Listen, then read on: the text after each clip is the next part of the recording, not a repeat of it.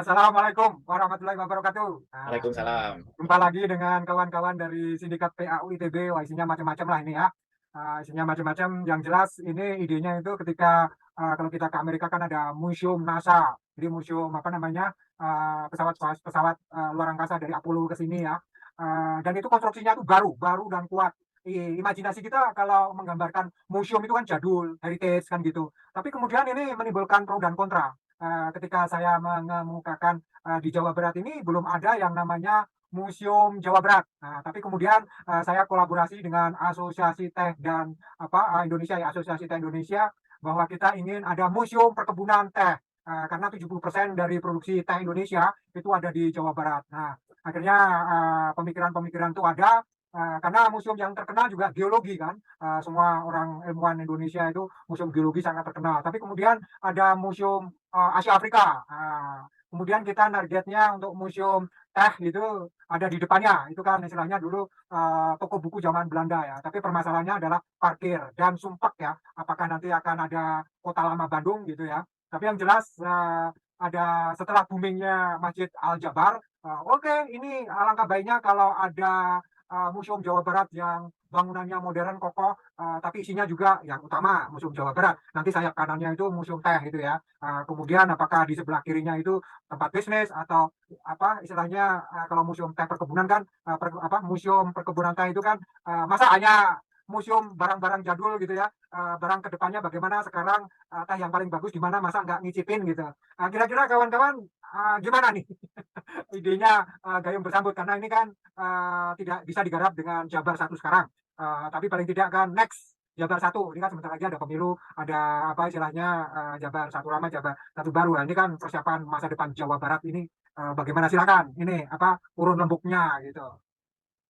Oke, saya mau ikut urun rembuk, tapi saya urun rembuknya di bagian yang cyber kalau tadi Mas Pujo cerita tentang fisikal, menurut saya fisikal masih tetap good idea ya, tapi saya berpikir tentang, masa depannya yaitu dengan menggunakan, teknologi. Nah, kalau di Bandung ini kan ada juga sebenarnya Bandung Planning Planning Gallery kalau nggak salah ya, Bandung Planning Gallery itu ada juga cerita tentang Bandung. Kalau saya boleh share sedikit ya, coba ya misalnya saya share layar saya tuh, ini oh nggak kelihatan, sebentar salah. Bandung Planning Gallery, coba. Ini ada beberapa foto ya, nanti kalau dicek Bandung Planning Gallery itu ada misalnya galeri tentang Bandung ya, Bandung dari zaman dahulu sampai zaman ke depannya mau seperti apa ya. Jadi ini bisa satu yang fisik. Nah, nanti sebetulnya yang kalau saya usulkan tidak fisik itu dalam artian kan nanti kita masuk ke satu tempat misalnya kayak teh tadi ya. Saya pengen pergi ke kebun tehnya gitu. Nah, dengan menggunakan teknologi virtual reality, augmented reality, metaverse, apapun namanya ya pokoknya gitu, kita datang ke tempat itu yang ada tempat Google kacamatanya. Kan itu Google saya ada di sana. Kacamata katakanlah di tempat itu kita nonton gini, langsung dibawa ke kebun teh Gambung misalnya. Tapi bukan kebun teh Gambung yang sekarang. Misalnya zaman tahun itu tahun ada berapa ya? 45 udah ada Mas Pujo ya?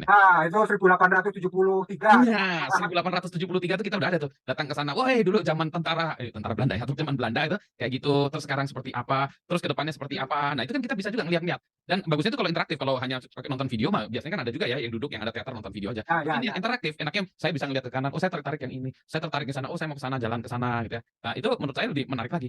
Meskipun, sebetulnya itu bisa dipisahkan dari fisik ya, bisa diakses dari rumah tapi ini juga, satu hal juga menariknya kalau di fisik di situ, disediakan kacamatanya atau booth-nya, kita masuk ke booth-nya gitu ya, atau kita masuk ke, yang di kemudian hari itu kayak ruangan kecil yang bisa misalnya sekeluarga lah ya, berenam gitu masuk gitu ya, "Eh, kita jalan ke sana," "Enggak, saya maunya ke sana," kita lihat jalan sama-sama gitu kan ya. Tapi itu teknologi, jadi kita immerse di dalam satu ruangan, seperti kalau di Bandungnya ada Kala Kini Nanti kalau nggak salah itu di PVJ itu, kembangannya dari Sembilan Matahari itu ya. Nah itu kita masuk dalam ruangan itu tuh kita seolah-olah di dunia maya gitu ya. Nah kita bisa jalan-jalan di situ, seolah jalan-jalan ke, Gambung zaman dulu, zaman sekarang gitu ya.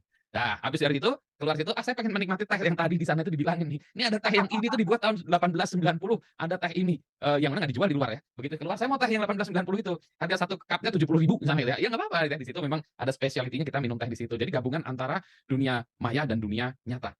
Nah, memang tehnya nggak dijual di luar lain gitu, tapi itu untuk menunjukkan bahwa, oh iya, terus mungkin planning ke depannya, masa depan misalnya kebun teh masa depan nggak kayak gitu, pakai apa ya, advance AI, IoT, wah teh itu numbuhannya kayak gini, pabriknya kayak gini. Nah, saya setuju sih Mas Pujo gitu, tapi, masukkan unsur teknologi dan siber di dalamnya gitu. Nah, kenapa saya cerita gitu lagi, karena teknologi sekarang memungkinkan, high speed bandwidth, terus kemudian juga, teknologi 3D segala macam, dan bahkan kalau kita bicara tentang nanti ya, ini buzzword-nya terlalu banyak, metaverse, Web3, itu kita di situ juga kita bisa beli, saya mau beli tehnya gitu ya, nanti tolong dikirim ke alamat rumah saya, bisa juga, dipaketkan itu di situ, beli, dikirimnya nanti ke rumah, bayarnya di situ gitu ya. Nah, itu kan juga bisa. Jadi selain kita, mendapatkan ilmu, mendapatkan sejarah, juga ada transaksinya juga di situ. Itu usulan saya. Ya, kalau nambah ya, Jadi masalah virtual input teknologi di ruang museum ya. Itu kan nanti nge-link dengan yang di lapangan ya. Hmm, Teknologi di dalam museumnya sendiri ada virtual apa gitu. Tapi yang harus karena live kan, yang betul. harus disiapkan di Gambung, di Iya, perkebunan Gambung sana apa? Apakah kamera-kamera CCTV, kemudian di Malabar apa, terus kemudian di Kayu Aru di mana di Sumatera Utara itu apa istilahnya iya, kamera-kamera atau gimana gitu? iya. Nggak dijelaskan karena mohon maaf aja karena apa kita orang-orang perkebunan itu kan remote ya di remote Hmm, area. Jadi cerita-cerita ini sangat menarik karena apa? Kita itu konsumsi teh per tahun itu naik ya. Jadi hmm, dari 300 gram per tahun per orang menjadi 450 gram per tahun per orang. Tapi istilahnya kenapa teh Indonesia masih megap-megap ya? Apakah itu hmm. karena impor atau apa? Jadi efek dari museum ini itu paling tidak kan ada kontribusinya kepada kemajuan dan kemakmuran petani teh Indonesia gitu. Jadi kira-kira gimana Mas? Ya. Input apa teknologi yang akan dipasang di perkebunan-perkebunan itu apakah hanya kamera atau apa gitu? Hmm.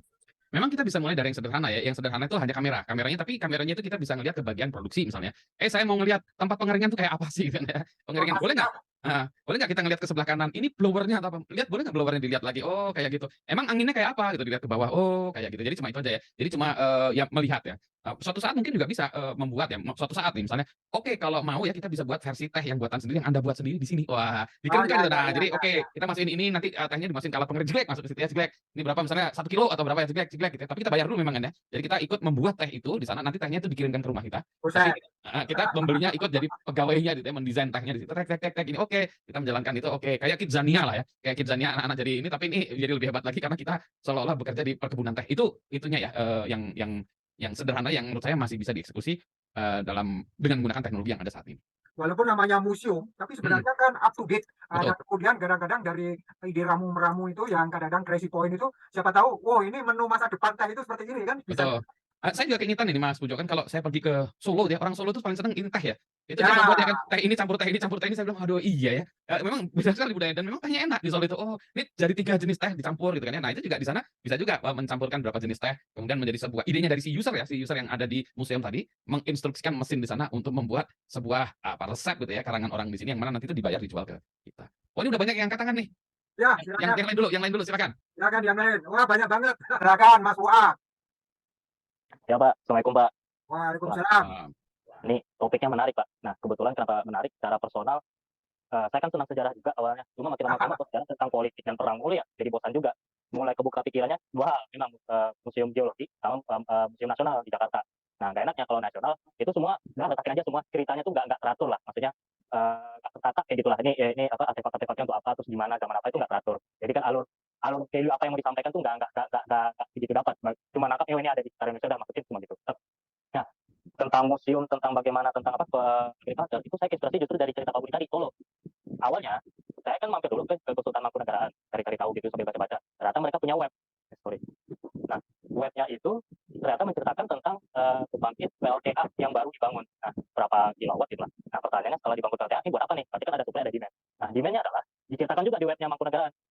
Ada mau salah satu buat 2 pabrik gula. Salah satunya adalah pabrik Kolomadu. Di mana Kolomadu ini, kalau saya sangat rekomendasi buat bapak-bapak dan teman-teman semua, itu sekarang jadi museum. Museumnya keren banget. Dalam arti kata keren, dia punya sisi jadul juga. Tapi Itu di mana? maksudnya Maaf, malah maaf, Mas Fuad, itu di Solo mana? Pak. Di Pabrik gula. museum Kalau apa namanya? Ada kalau webnya Pak, madu. Kolomadu. Kalau Wah, madu itu dan karena pabrik gula. lusa Pabrik saya ke gula. Solo. Jadi lusa harus ke situ saya. Harus Pak, Pak. Sisi teknologinya juga bagus Pak. Kayak ada satu ruangan gitu kayak apa ya?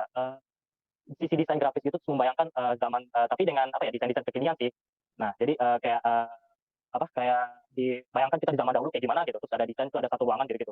Tapi enaknya bagi saya orang power, itu musim-musim gede-gedenya masih ada tuh. Dalam arti kata kan ini gula, berarti demand-nya gede juga. Dan dalam arti kata ketika mereka ada demand gede ini dalam arti kata seluruh sampai satu dunia, sampai untuk operasional Kesultanan Mangkunegaran itu kebayar semua sama si pabrik gula ini. Ya, Nah, parkirnya gede banget. gede banget, enak banget Pak. Itu saya senang banget. Yang lucunya adalah masih banyak yang belum tahu tentang hal itu. Nah, jadi itu makanya saya pas Bapak bilang mau bikin pabriknya, saya inspirasi keingetnya langsung tentang itu Museum Kolomadu. Nah, yang nggak enak adalah ketika Bapak bilang harus Jabar satu, saya masuk akal langsung. Kenapa? Di Museum Kolomadu itu manajemennya atas dasar konsorsium 3 buah BUMN gitu. Jadi kan operasional bisa jalan juga gitu-gitu. Walaupun masih banyak yang bisa dikembangin ya dari di museum itu. Dan cuma ternyata untuk tahap awalnya sendiri ketika mereka dianggap ini kayaknya udah nggak ada apa lagi deh, bilang nggak nutup lagi operasional, untuk men-switching menjadi museum sendiri butuh butuh apa ya, butuh kapital dan butuh manajemen yang cukup kuat juga. Makanya ada 3 konsorsium BUMN untuk itu buat di museum itu. Nah, jadi satu hal, jadi saya langsung kenapa Pak Pujo harus butuh bantuan Jabar satu, itu dia sih. Cuma cara garis besar saya senang banget gini. Kenapa? Karena apa ya, konsep dasar di mana karena kita sejarah itu nggak hanya tentang politik dan perang terus lah, ada banyak hal lagi gitu loh. Ya misalkan teknologi atau misalkan kayak gini. Pabrik Colomadu saya lihatnya dua, agriculture satu sama bagiannya orang harus kuat. Ada musim-musimnya gede-gede banget penambah saya. Gede-gede masih ada di sana lagi. Kayak gitu sih Pak. Kalau cerita saya. Ya, terima kasih Mas Fuad. Memang perbedaannya antara perkebunan gula sama perkebunan teh itu, kalau perkebunan gula itu kan lowland, dan biasanya di dataran rendah dekat kota, dan pabrik-pabrik gula zaman dulu itu selalu di lingkaran kota ya, dari Surakarta, Kartosuro. Nah, jadi istilahnya kalau untuk fisik sekarang orang mau main atau piknik itu masuk agenda yang bagus. Tapi kalau museum teh kemudian yang dataran tinggi ya, highland, kemudian harus istilahnya orang kota-kota besar Surabaya, Semarang, Jogja, Solo, Jakarta harus ke Pangalengan atau ke Gambung, itu kan jauh gitu ya. Makanya ini kalau kolaborasinya kalau hanya museum teh saja itu kan kurang menarik ya. Makanya ini perlu networking sama Jabar Satu, atau istilahnya yang akan datang itu not only tidak hanya museum perkebunan teh saja, tapi ada museum Jawa Baratnya. Dan kemudian pinggiri mungkin mohon masukan apakah istilahnya di situ ada komersial atau bisnisnya, karena ide-ide saya itu museum itu last, present, and future. Jadi istilahnya menggambarkan masa lalu, tapi kemudian anak-anak muda itu diulik supaya oh ini realitanya sekarang, kemudian menggambarkan ke depannya gitu ya. Kalau di Museum NASA itu kan pesawat Apollo dulu seperti ini, tapi yang akan datang seperti itu kan. Astronot nanti makannya itu sehari itu hanya sebiji kurma istilahnya, nggak boleh lebih kan kalau untuk piknik ya. Sekarang kan dipikirkan kan piknik keluar angkasa. Jadi pemikirannya bedanya. Kalau pabrik gula itu memang besar banget, dan kemudian memang kasusnya itu mungkin agak sama dengan Pumpang ya. Dulu sepi di situ, tapi kemudian kan rame. Pabrik gula sekarang itu kan, yang dulu kan sepi ya, penduduk nggak ada, tapi sekarang tahu-tahu pabrik gula itu udah di tengah-tengah komunitas penduduk, makanya dipindah kan gitu. Saya kira itu Mas Fuad, sementara seperti itu. Mas Helmi, Ya Pak. silakan. Ya, terima kasih Pak Pujo, terima kasih. Kalau untuk museum itu saya Pak terinspirasi nih loh Pak Pujo, kan sekarang banyak yang orang dibikin dari bangunan lama kayak M Block, Pos Block, kemudian di Medan, di Jogja itu ya. Mungkin bagus ya kalau bisa kerjasama. Kebetulan itu kan ITB 82 ya, arsitek Mas Bang Jakob itu salah satunya. Jadi saya pikir bangunan yang ada aja Pak Pujo yang di Bandung yang direvitalisasi, makanya lebih anu. Itu satu. Terus yang kedua, terus terang pemilihan teh itu karena mohon maaf Pak Pujo memang di bidang teh, atau memang punya punya satu data di mana kalau teh itu kalau dijadikan museum Jawa Barat akan banyak peminatnya. Kan menurut saya masih agak asing ya menurut saya ya. Jadi kalau misalkan niatnya tadi membandingkan museum NASA, kemudian orang sering datang museum geologi, kalau kemudian museum teh itu kok jauh ya. Saya tidak yakin orang akan bersemangat datang ke museum teh seperti bersemangatnya datang ke museum geologi atau museum NASA menurut saya. Jadi mungkin akan pertama-tama orang senang foto-foto, tapi lama-lama kontennya itu sendiri tidak membuat orang menurut saya berkali-kali ingin datang. Kalau misalkan museum geologi itu kan meskipun kita pernah lihat dinosaurus kan, tetapi saya pengen lihat gitu. Meskipun ya gitu-gitu aja. NASA mungkin kita akan senang juga berkali-kali. Tapi kalau teh itu saya belum tahu. Tapi rasanya mungkin akan berbeda angle-nya. Dan saya setuju dengan yang Pak tadi. Jadi kalau mohon maaf ya, kalau nanti terlalu nempel dengan birokrat, kalau birokratnya ada apa-apa atau ganti orang, mungkin akan beda ceritanya Pak Pujo khawatirnya. Misalkan sekarang Pak Pujo nempel yang sekarang, tiba-tiba ganti gitu, yang lain. Nah, yang lain kan idenya beda. Nah, siapa tahu jadi nggak anu. Tapi kalau bisa dengan BUMN seperti yang M Block itu, setahu saya kan kerjasama ya Pak Pujo. Yang di itu kan bangunannya PT Pos, PT Peruri. Terus kemudian yang di Medan itu bangunannya PT Pos. Yang di Jogja juga sama yang Pos yang di Jakarta, yang di kota itu. Itu jadi modelnya dia ini apa itu kerjasama. Jadi BUMN-nya ngasih ke tempat, terus kemudian nanti ada manajemennya. Mereka membuat konsorsium gitu. Nah, saya pikir kalau kita bisa bekerja sama kan bagus juga. Terus yang terakhir, soal museum ini saya menarik karena kebetulan gini, saya juga punya rencana. Jadi kan sekarang itu kan banyak wisata desa. Itu kan umumnya wisata nih ya Pak Buntar juga ada. Pasti wisata alam ya. Ya sungai lah, apalah segala macam gitu. Gitu aja terus semua desa. Sampai orang mabuk lah kalau gitu. Nah, jadi saya kepikir untuk membuat bukan museum yang gede Pak Mujo, enggak lah. Kebetulan rumah orang tua saya itu kosong begitu. Saya ingin di desa itu ada satu tempat di mana saya naruh barang-barang teknologi. Jadi mungkin teman-teman ada yang mungkin akan menarik ya bagi anak-anak. Target saya sebetulnya adalah anak-anak SD di desa itu. Enggak jauh-jauh gitu. Jadi mereka bisa ada tempat tahu ini kayak gini. Syukur-syukur nanti ada kayak yang Pak Budi cerita tadi kan relatif bisa diwujudkan ya tanpa harus mendatangkan mesin yang gede. Nah, maksud saya apakah ada ya di sini tuh kayak jaringan di mana orang kalau buat museum kita bisa gabung sehingga resource itu bisa disatukan. Jadi kalau misalkan ini sudah ada, mungkin bisa ditaruh di sana lagi, atau mungkin kita bisa tukeran. Jadi wahana di satu museum saya mungkin dipindah ke Pak Pujo sekian bulan, nanti kita pindah lagi gitu. Jadi kita tidak kan kalau kita beli untuk sekian lama kan habis resource, tapi kalau kayak kebun binatang gitu loh. Jadi macannya itu sekian bulan di Pak Pujo, nanti besoknya ditukar saya. Jadi saya bisa bilang saya punya macan juga, tapi nanti bulan Mei gitu. Itu Pak Pujo. Terima kasih banyak. Terima kasih. Jadi begini, kalau sejarah di Jawa Barat itu kan perkebunan pertama kali ya 1811 itu bukan teh ya, kopi duluan, kopi duluan. Tapi kemudian ada penyakit nematoda sama apa karena daun sehingga 1860 itu hilang. Jadi hilang, nggak ada vakum di Jawa Barat ini, nggak ada perkebunan. Baru kemudian 12 tahun kemudian itu 1872 itu teh Kertoven itu di Gambung ya, di Gambung itu ada lagi. Nah, makanya kemudian teh gimana kan akhirnya Jawa Barat itu 70% gitu penghasil apa teh Indonesia gitu. Jadi kental sekali kenapa museum teh itu di Jawa Barat. Tapi kemudian sekarang ketika 1970-an kopi di Jawa Barat mulai lagi kan, mulai lagi dengan apa catatan apa warning ya harus pakai sepatu, maksudnya harus batang bawah lokal supaya tidak terserang apa nematoda lagi karena tanah kita kan di Jawa Barat ini kan endisol. Makanya sebenarnya kalau saya cerita teh karena saya memang orang teh, tapi kawan-kawan dari kopi ya jangan dong, jangan teh. Kotika, coffee tea and kakao kan gitu. Tapi kemudian ada lagi perkembangan. Ya kalau kopi teh kakao kan nanti masih banyak yang karet yang ini akhirnya Museum Perkebunan Indonesia. Gitu loh.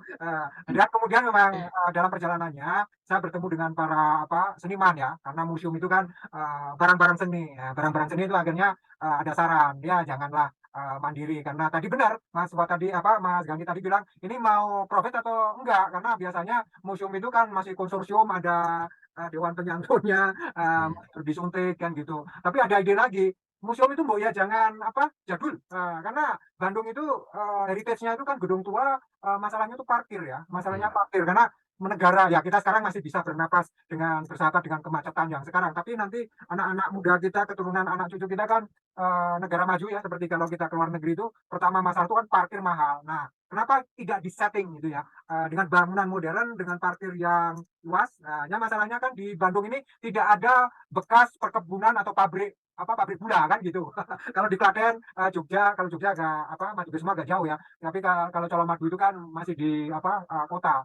Kalau Klaten kan di tengah-tengah Jogja Solo ya. Tapi kalau Bandung kan nggak ada yang namanya pabrik gula. Jadi arealnya parkir susah. Nah, jadi ini masih pemikiran ya, makanya ini kan kita diskusi untuk melempar kepada kuma-kuma teh itu kan kalau ada Jabar satu yang gayung bersambut, belum tentu juga kalau sekarang kan istilahnya agak nggak mungkin. Ya gimana pun kan nunggu 2024 juga kan gitu. Gitu jadi pengennya kita pengen mandiri merdeka tapi nggak bisa juga gitu loh Mas. Iya, matur nuwun, terima kasih Pak Puja. Nah, itu silakan Mas Miko. Oke. Oke Pak, terima kasih. Ini sih Pak, mau nanya juga sama mau ini. Kalau museum saya lihatnya kan saya kadang-kadang ke museum waktu itu sih sering lagi belum COVID. Memang anak muda jarang yang ke museum. Terus saya bisa ke museum, jalan udah 2 jam kembali lagi. Kalau bule-bule gitu kadang-kadang serius banget dia satu bagian aja dia benar-benar dibaca, benar-benar dipelajari gitu ya. Kalau tim kita semua cuma setengah jam muter-muter beres. Nah, kalau museum yang tadi yang tentang teh, kalau saya sih usulnya tetap ada barang sih Pak. Jadi misalnya mesin, mungkin kalau di teh itu kan ada mesin-mesinnya mungkin atau teknologi yang lama. Kalau teknologi cuma komputer video, nonton film, saya suka agak malas gitu. Nggak tahu nih ya kalau kita lihat film ada apa ada TV terus ada ngeplay di dalam museum kadang-kadang agak malas gitu. Maksudnya, oh ini bisa nonton di YouTube. Tapi kalau ada barangnya misalnya barang-barang yang tua atau barang-barang teknologi yang baru, mesinnya atau apa atau jenis-jenis tehnya benar-benar ada barangnya itu jadi benar-benar museum. Jadi kalau nonton kadang-kadang malas gitu. Kayak di Singapura juga ada yang banyak filmnya, banyak apa kamera-kameranya, banyak TV-TV-nya itu kadang-kadang jadi malas. Ya itu aja sih Pak. Jadi Ya, kalau barangnya lebih senang gitu.